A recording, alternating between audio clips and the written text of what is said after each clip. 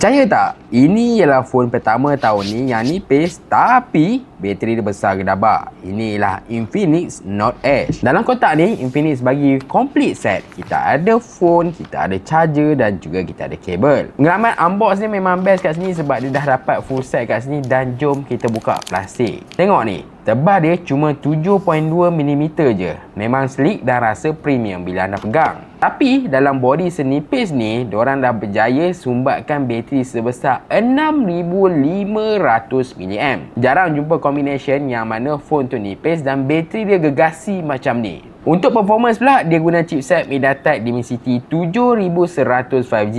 Ini adalah phone pertama di dunia yang guna chipset ni. Bezel dia nipis dan ada protection Corning Gorilla Glass 7i dekat bahagian depan. Saya mengharapkan harganya kalau hadir dekat Malaysia, harga sebuah smartphone 4G. Dengan harga sebuah smartphone 4G, anda boleh dapat sebuah smartphone 5G, sebuah smartphone yang cantik dekat bahagian belakang, kuat dekat bahagian depan, ringan dipegang dan bateri yang tahan lama. Pendapat anda realistik ke tak benda tu kan? Apa kata komen dekat bahagian bawah.